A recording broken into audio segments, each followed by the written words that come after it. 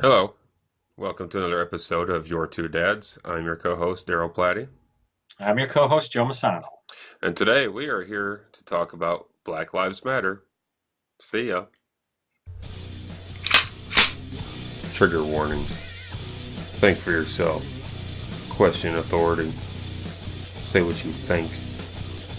Speak the damn truth. Here's my issue with Black Lives Matter, and especially on a today like today was Sunday, you have all the kneeling of football players during the national anthem. I understand what they're trying to say. They're saying that black people are being gunned down in the streets by police officers and nobody cares. Let me jump in with that real quick here. Um, Blacks killed by police. Percentage goes anywhere from 1 to 3%. Blacks killed by blacks, it's about 97%. Hmm. Um, and the thing is they're focusing, I think, too much on the race thing because I think it has more to do with social economic status. It has to Mm-hmm. do with, I'm going to say, fatherless households, Mm-hmm. um, being desperate, not knowing anything else. Only the sense of family is being in gangs. Mm-hmm.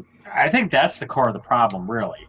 And what's unfortunate is, there's something they call the Ferguson effect, and there's a lot of left wingers trying to dispute that, but basically saying after Ferguson, police pulled out, they quit interacting, and crime went up. Mm-hmm. And Yeah.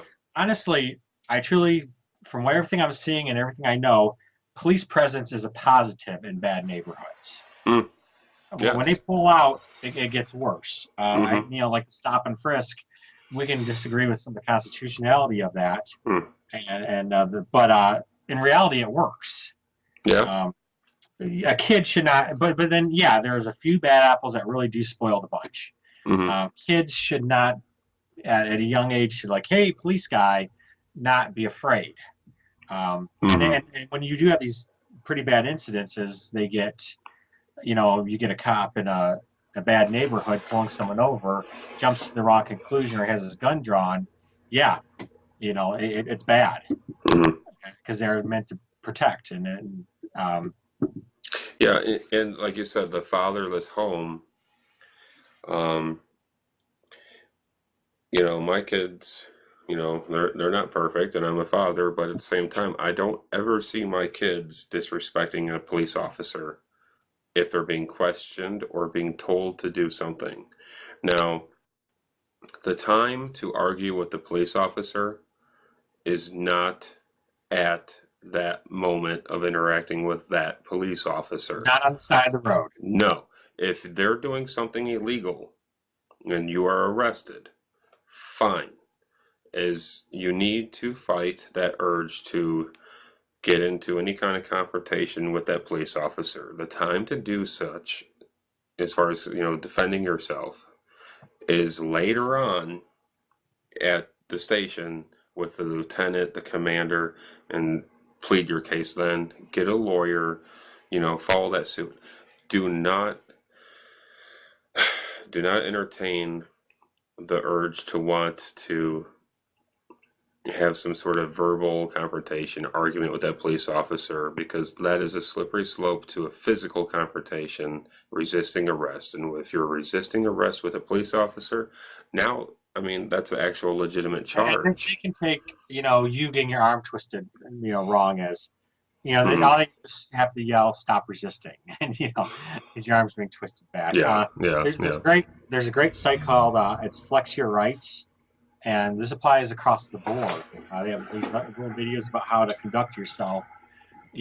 Officer, with all respect, I do not consent to searches. Hmm. Not this is a bunch of BS. Or Hmm. don't respond like that. It's a great. I recommend anyone take a look at that, Hmm. regardless of who they are, or where they're from. Hmm. But keep in mind, if you're in a bad neighborhood, and this happens. I've heard stories of white kids, suburbanites, going to Detroit and getting harassed by the cops, Hmm. and the cops assume they're down there getting drugs. Yeah. Um, It, I mean, it goes both ways, but the statistics is there's a lot of I hate to say it, BS over something that's really a really low percentage of the statistics, and Mhm. the issue is way, like you said, way Yeah, bigger than uh, and just police. and the issue is also cops have a bad job. I mean, I would not want to be a cop. Would you want to be a cop? No, the I drive a pay truck. and You work. danger and risk Mhm. and their state, their so their benefits and pay are being under the fire all the time.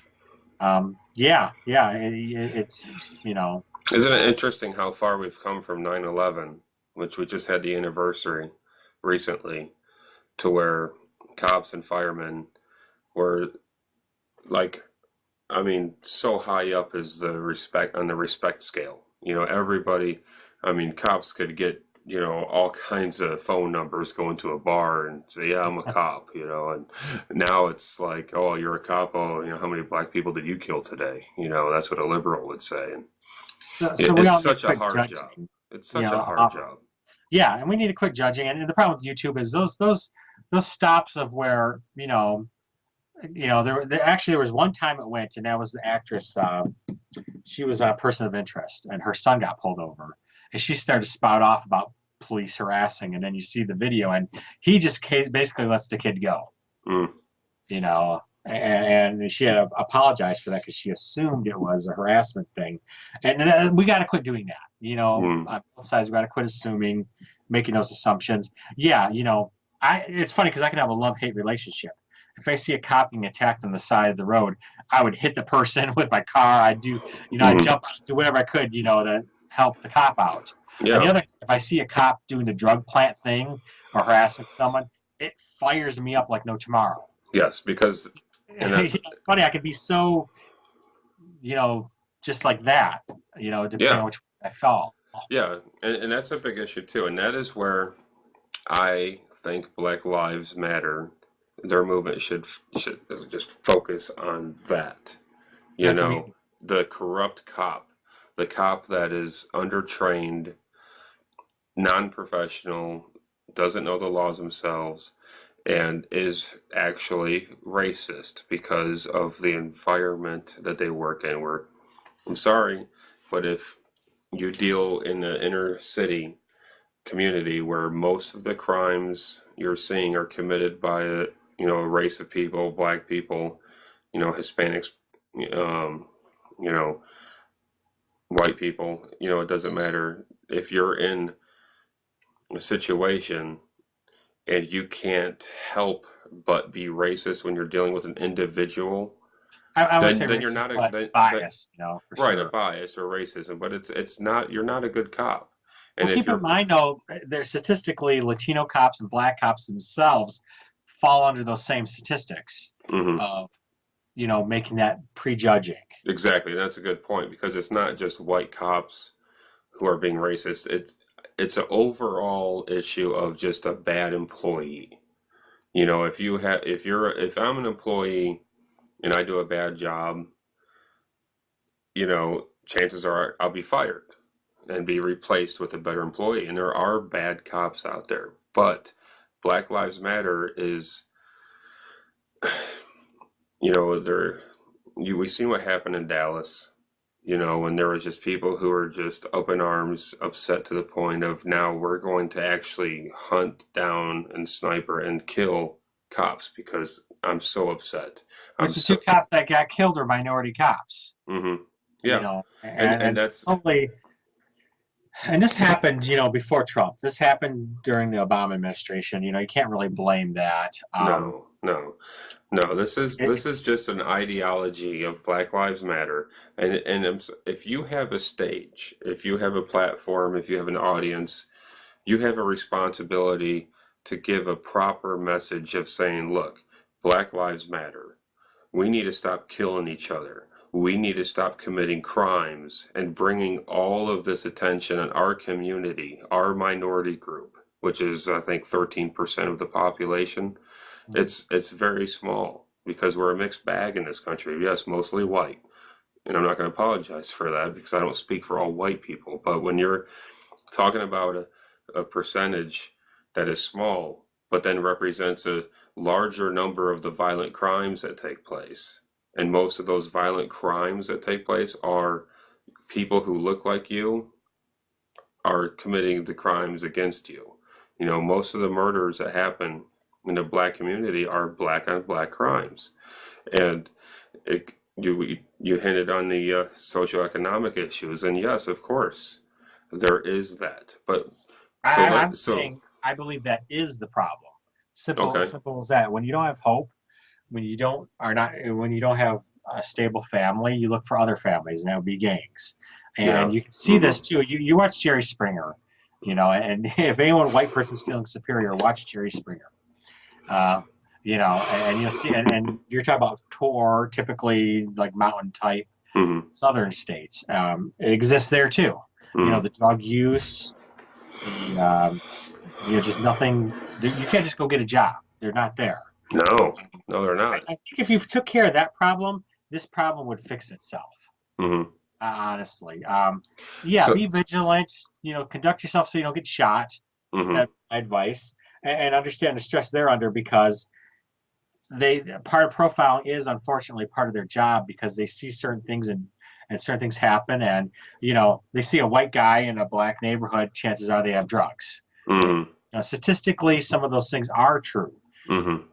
and those stereotypes get followed, and keep in mind, do everything right because if you are right, the legal system will have to make up for that. But the point of the arrest is just to get through that so you can argue your case to life. Yes, survive that. If because yes, of course, there is racism. There is racism. There's racist people. There's racist cops. There's prejudiced cops.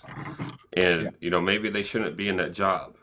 And I would agree with that Now, because if they're you. fighting for a database of that, there's one particular officer, and I think it was Canton, Ohio, that had this horrible. I mean, there's video after video of him harassing people, Hmm. and that fired me up. I was very mad, seeing Hmm. that. But let's do a legal system. Let's do a database. Hmm. Let's concentrate on that thing. Hmm. So, Yes. So, but like you're saying, though, is when you're dealing with the situation one on one with that police officer, comply. And if you're not taught that from a child, you know, then that's going to be an issue.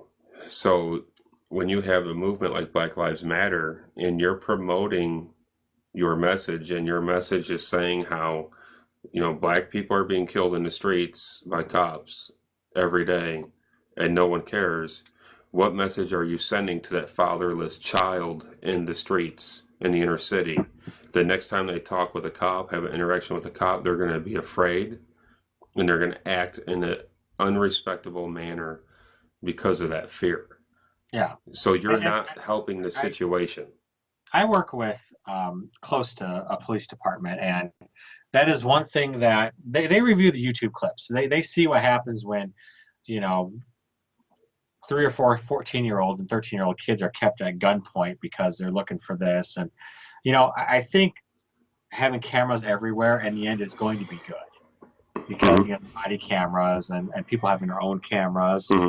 Uh, I think it's one of those things with the way technology is going, the way things are going, you'll see this kind of fizzle itself out. Hmm. You know? Yeah, I but, mean, but as a professional riding down truck, the street over it, I don't think it's really there. I, yeah, what happened in the 1950s and 60s, that would have been the time. yeah, and as 1950s, a professional truck Mississippi driver, type thing. Yeah, hell yeah. I would say, 67 riots, I totally for years was against that because I thought it killed Detroit. mm, But now I get it. Now I totally understand it. hmm, Yeah, that was the time. But this day and age, I don't agree. yeah, and I think as far as the Black Lives Matter, their message could also be like the cameras that cops have. I mean, as a truck driver, they put cameras in the trucks to where it recorded us and recorded, outside, the windshield. So, Okay. and if something happened, it would go back 30 seconds, and so it actually made myself and my coworkers step our game up to do what's right. It worked. thank God they got rid of him because, who wants to have a camera right there in front of your face, all day long, and Yeah. Don't pick um, your nose, you know. yeah, if something happens, you slam on your brakes and set the camera off, and you might be listening to, George Michael, and getting into it, and then next thing you know, everybody, it's like, Yeah. I just like that song. I'm not gay, which nothing wrong with that, but no one likes to be associated if you don't identify that way. False I do feel like, association. but no, But I, as far as cops having the cameras, that could be a good point for Black Lives Matter to push. That's one good point. Every cop should have a camera, a body cam, because that'll hold the cops accountable, and it could if be they're used in doing court. right, if they're doing right, it's going to exonerate them anyways. Yes. Another issue could be to touch on the fatherless home and giving Yeah. young men, young girls, authority figure that they respect, that they're afraid of disappointing. They could push for the communities, the city government, state government to further support and fund big big sisters, big brothers Yeah. clubs, to fund Boys and Girls Clubs of America, Hmm. YMCA. There's Boy Scouts, which I'm involved with, Boy that Scouts, that was part another good example. Girl Boy Scouts Scouts. didn't have that example was part Hmm. of it. Yeah, learn values. We do live in a society that there are safety nets if you're a single parent and you can't be around your kid all the time to teach them the values. Say you're a single dad and you're working 3 jobs. You're a single mother and you're working two, 3 jobs. You're not going to be there. So there is programs. My wife went to Boys and Girls Club. My father-in-law went to Boys and Girls Club, and that benefited them tremendously. And this is inner city Detroit, and Yeah. there needs to be more of that. That could be a good point. And And I, then maybe protest the gun stores, the liquor stores that are in every block in the inner city. You know, that could be another a point to address. As Black Lives Matter, we need to look out for protest the each drug other. dealers, protest the drug dealers. Yeah. And not the person selling, marijuana, because that's in a lot of states that's actually a legal, medical drug now. But we're talking about like the crack, the cocaine, the meth, the drugs that are probably going to stay illegal indefinitely, but yet there's a lot of violence That's back to the same associated with reason those why people are drugs. doing that. Hmm. Escapism and Hmm. environment and exposure. Hmm. So I think that. Do you have anything to add as far as I I'm done. From my point of view, I live. I'm pretty far from that. I'm hmm fortunate, hmm so I can't add. That's my outside looking in view, and that's where I welcome people who are in that. Talk hmm to us, let us know, call us ignorant. That's great. Uh, Yes. but that's what it looks like to me. That's Hmm. that's my oversimplified view, but that's all I have at this point. Okay, and I'm just gonna swing this back around. We touched on it briefly. Is the protesting NFL players Oh kneeling during the yeah, national Sunday. anthem, What happened today? Yeah, and Sunday. that is for the Black Lives Matter. If we can get these football players, and most of which are, minority groups, But and are some they of them like are white, us? if we can get them to be educated on what the real problem is, because it's funny, it's like, yeah, they want to stand up for Black Lives Matter, they want to bring attention to the bad cops, but yet they all benefited from the police escorts they receive on Well, getting they're in and sitting out of on the millions of stadium. dollars. And I understand that millions of dollars has to live their whole life because they're done by something years old. But not that they even know that themselves, it seems. But, Hmm. they're from privilege. They're in a position of privilege. How Yes. much of is it them seeing this or how much of them is for their own personal gain? And I'm sure a lot of these Are they football out there players. doing these things to really change it? I kind of got upset when I saw in Philadelphia, I think it was, a coach having 8-year-olds do this. Yes. Yeah. And it's like, okay, the kids don't understand the whole scope of what's going on. Let them be innocent at that age. Hmm. Don't let them think the world's against them yet. Don't politicize Just, 8-year-old kids for your agenda. Yeah, yeah, especially when you guys are from privilege. If you're, Hmm. and I have trouble with anyone. To me, they're just the same as Hollywood people saying this and that. Yet they go back to $1 million houses. Hmm. It's great to say this, but you know, I just don't buy it. That's the thing. Yeah. And as far as the issue of using, like, Donald Trump, a lot of people might have seen what he said as far as, the NFL owners, they should be firing people or they should be fired themselves. Players should be disciplined because the NFL is losing millions of viewers, millions of dollars. I work for a major corporation, and if I put on my truck a pro Trump or anti Trump logo, I could be fired because that is our policy.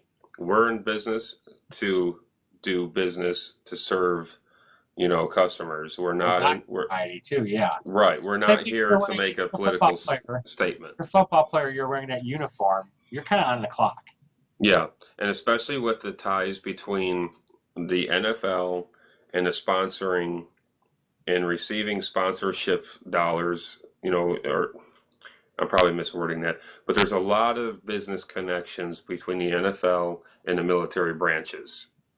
Okay. They do the flyovers, they have the commercials, they do represent the government very well, and unfortunately, the President of the United States, the Commander in Chief of the military forces, I think if he sees a corporation like the NFL, multi-billion-dollar corporation, having employees kneel in protest of the national anthem, he actually has a legitimate reason to speak on that behalf. It is disrespectful. It is a protest. It can be more than one thing. You can protest what's going on in society, and you can do it without desecrating the national anthem, desecrating Mhm. the flag.